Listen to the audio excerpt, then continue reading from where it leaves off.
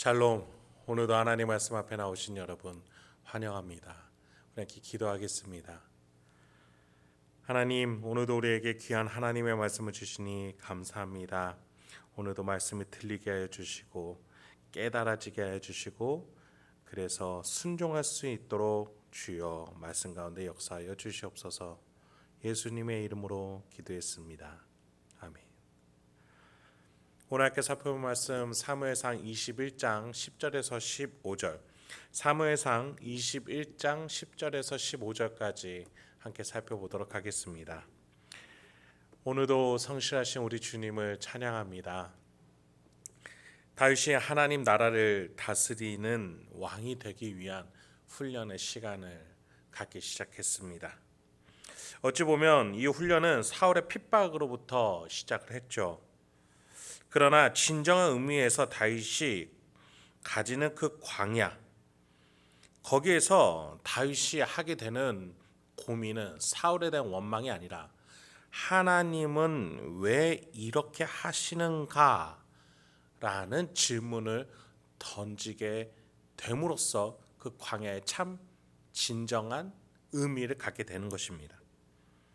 그렇습니다. 우리는 하나님의 뜻을 알아가는 훈련을 이 인생 가운데 하게 되는 것입니다. 그런 점에서 우리의 기도는 하나님 왜 이걸 안 주십니까? 하나님 이거 좀 들어주십시오 라는 기도가 아니라 하나님이 이렇게 하시는 이유가 무엇인가? 라는 질문으로 우리는 바꿀 줄 알아야겠습니다. 상황이, 환경이 어려운 것에 칭얼대는 아이와 같은 기도가 아니라 그렇게 하시는 이유가 하나님께 있음을 믿고 그 안에서 의미를 찾아가며 하나님을 향한 믿음과 신뢰를 키워나갈 줄 아는 성숙한 우리가 되어야겠습니다. 그런데 여러분, 광야와 훈련 이런 것들이 결국에는 우리가 어디로 나가게 되는 겁니까? 바로 하나님이 계시는 그 본향으로 나아가는 길 아니겠습니까? 그래서 우리가 믿음으로 그 본향에 갈 수 있음을, 이러한 질문을 던지면서, 성숙한 질문을 던지면서 답을 하나하나 찾아가 나가며 마침내 천국에서는 우리가 하나님을 향한 성숙한 신뢰와 믿음을 가지고 나아가게 된다는 사실을 잊지 마시기 바랍니다. 그런 점에서 다윗이 하나님과의 그 신앙 훈련, 믿음과 신뢰 그 훈련 첫 코스로 가드 왕 아기스에게 나아가게 됩니다. 10절에서 11절입니다. 그날에 다윗이 사울을 두려워하여 일어나 도망하여 가드 왕 아기스에게로 가니 아기스의 신하들이 아기스에게 말하되 이는 그 땅의 왕 다윗이 아니니까 무리가 춤추며 이 사람의 일을 노래하여 이르되 사울이 죽인 자는 천천히요 다윗은 만만히로다 하지 아니하였나이까 한지라. 블레셋에는 큰 도시 5개가 있었는데 그중 하나가 가드입니다. 다윗이 사울을 피해서 간 곳이 블레셋이다라는 것에 의아할 수 있습니다. 여기에는 다윗의 전략적인 태도가 있죠. 이스라엘의 가장 강력한 대적인 블레셋에 감으로써 사울이 쉽게 추적하지 못하게 하려 함이겠지요. 사실 하나님께서 다윗을 인도하고 계셨던 곳은 블레셋은 아니었습니다. 광야였습니다. 아히멜렉 제사장에게 가서 거짓말한 것이나 지금 블레셋에게로 도망간 것이나 사실 다윗의 인간적인 모습, 여호와의 영이 다윗에게서부터 여호와의 영이 보호하심을 거둬가심에 따라서 다윗도 인간적인 면이 드러나고 있는 것입니다. 그러나 이 다윗이 블레셋으로 가지만 이후에 하나님께서는 다윗에게 다시 이스라엘 광야로 돌아가라 라고까지 하나님 말씀하십니다. 여러분, 예수님이 성령의 인도하심을 받아 광야에서 시험 받으신 것을 기억하시기 바랍니다. 또한 바울이 성령의 인도하심을 받아 열심히 사역했던 소아시아가 아니라 처음 사역하러 갈 수밖에 없었던 마게도냐로 갔던 것도 기억해야 합니다. 우리 하나님께서는 우리 심령을 어디로 인도하십니까? 물질적인 푸른 초장과 물가로만 인도하지 않으십니다. 때로는 우리의 영혼이 고민할 수 있는 훈련의 장소로 인도하십니다. 그런데 왜 거기로 인도하시는 겁니까? 하나님은 고난을 좋아하시는 분입니까? 아니지요. 그 고난 속에서 우리의 심령이, 우리의 영혼이 다듬어지어 영혼의 쉴만한 물가, 영혼의 푸른 초장으로 하나님은 인도해 가고 계시는 것입니다. 그런 점에서 다윗이 가고자 했던 아기스 왕에게 결국에는 안착을 하지 못하게 됩니다. 아기스 왕의 신하들이 반대했기 때문이에요. 그들은 다윗의 인기에 대해서 언급하기를 사울과 비교하면서 사울은 천천히고 다윗은 만만이다. 이스라엘 땅에서 왕보다 더 인기가 있는 사람이다. 그렇게 말해주고 있는 것이죠.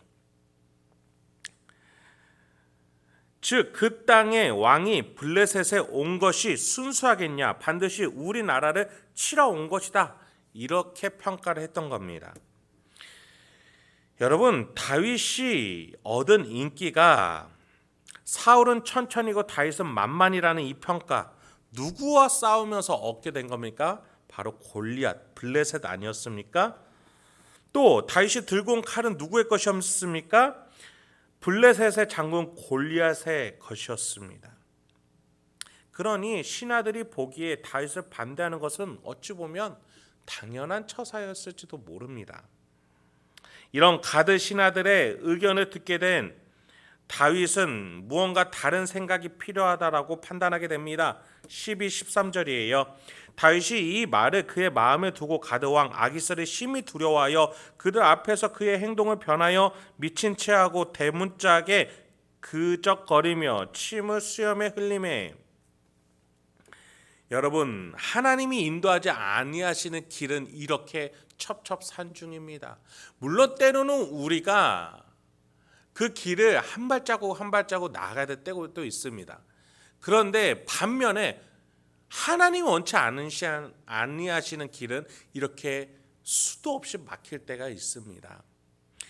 그런 점에서 다윗의 첫 심령의 마음을 우리는 봐야 합니다. 그의 마음에 어떤 마음이 들었습니까? 12절에 두려움입니다. 하나님이 인도하시는 그 길, 골리앗과 같은 첩첩산중과 같은 그 문제 앞에서 용기를 가지고 갔던 다윗이었습니다. 그러나 지금 다윗의 마음에는 두려움이 있습니다. 다윗의 심령의 상태를 엿볼 수 있는 것이죠. 다윗은 여호와의 영이 충만하여 골리앗을 물리쳤고 그 이후로도 전쟁에 수많은 승리를 거뒀으며 사울의 악령까지도 무찔렀던 그였습니다. 그런데 그런 그가 두려워한다는 건 무엇입니까? 하나님의 길을 걷지 않고 있다는 것을 말합니다. 여러분, 이 지점에서 다윗이 죄를 지었는가? 다윗이 무언가 하나님 앞에 큰 실수를 했는가? 그렇게 보기보다는 다윗의 온전한 인간된 약한 모습을 하나님이 드러내고 계심을 우리는 그렇게 봐야겠습니다. 하나님은 다윗을 택하셨어요. 다윗은 살기 위해서 도망가는 가운데 있습니다. 그런 가운데 하나님은 다윗이 의지할 곳이 아무데도 없다라는 사실을 그대로 다윗의 삶 속에 드러내주고 계시는 겁니다. 그런 점에서 다윗에게서 여호와의 영이 거두어졌다는 것은 부정적이라기보다는 하나님이 주신 시험이라는 사실로 우리는 이해해야 하겠습니다. 그렇게 믿음의 증진을 위해서 하나님께 시험을 당하고 있는 다윗이 결국에는 아기스 왕에게 두려움을 느끼고 미친 척을 하면서 가까스로 목숨을 부지하게 됩니다. 이에 아기스가 14, 15절처럼 이렇게 대답을 합니다. 아기스가 그의 신하에게 이르되 너희도 보거니와 이 사람이 미치광이로다. 어찌하여 그를 내게로 데려왔느냐? 내게 미치광이가 부족하여서 너희가 이 자를 데려다가 내 앞에서 미친 짓을 하게 하느냐? 이 자가 어찌 내 집에 들어오겠느냐 하니라. 지금 하나님이 주신 시험으로 다윗은 밑바닥을 치게 되었습니다. 근데 여러분, 지금 다윗에게 이 시험으로 밑바닥을 치게 하시는 이유는 더 높이, 더 성숙하게, 더 하나님을 신뢰할 수 있게끔 하시기 위한 하나님의 섭리가 담겨져 있습니다. 그런 점에서 다윗은 아기스에게 미친 사람이라고 불리웁니다. 신하들이 이스라엘의 왕이다 라고 평가할 정도로 강력하고 위세가 등등했던 다윗이 미친 사람이라는 비난을 받게 됐던 것이죠. 여러분, 우리의 삶 속에서도 내가 의도치 않은 고난과 시험 때문에 때때로 나는 비난을 받거나 어려움을 당할 때가 있습니다. 차라리 그 원인이 나 때문이라면 마음이 편하겠는데, 원인을 알 수 없고 나와는 상관없는 쪽에서 일어나는 일 때문에 내가 힘들어지는 경우가 있습니다. 그리고서 우리는 기도의 현장으로 이렇게 가야 되는 겁니다. 하나님의 뜻이 어디에 있습니까? 그리고 그 시간을 가져가면서 하나님이 믿음의 시야로 해석해 주는 시간을 우리는 하나하나 가져야 하는 것입니다. 왜 하나님이 이런 고난을 주시는가? 왜 나를 이렇게 망하게 하시는가? 아무리 생각해봐도 내 잘못이 없는데 왜 이렇게 하나님은 이끌어 가시는가? 이런 질문을 하나님 앞에서 하나하나 가져가면서 하나님이 우리에게 주시는, 도저히 우리의 이해로는 답을 내릴 수 없는 답들을 하나님의 섭리에서 답을 주기 시작하시는 겁니다. 이 시간을 가져가면 가져갈수록 우리는 더욱더 하나님과 믿음의 신뢰의 견고한 관계를 가져가게 되는 것이죠. 그리하여 마침내 고난을 넘어 하나님이 주시는 영혼의 푸른 물가와 푸른 초장과 쉴만한 물가가 우리에게 주어지는 것입니다. 그렇습니다, 여러분. 심지가 견고한 자를 평강의 평강으로 하나님이 인도해 주실 줄 믿습니다. 오늘도 우리가 본향집에 가기 전에 이 인생길 하나하나가 시험이고 훈련입니다. 하나님을 믿어가면서 이 죄악된 세상 속에서 물질과 세속의 영향력 속에서 아파하고 힘들어하는 이 발걸음 하나하나를 하나님과 함께 믿음으로, 하나님이 임대해 주시는 그 섭리로 하나하나 깨달아 가시면서 믿음의 대답을 하나 찾아 나가시면서 오늘도 승리하시는 저와 여러분에게 소망합니다. 함께 기도하겠습니다. 하나님, 오늘도 우리에게 귀한 하나님의 말씀을 주시니 감사합니다.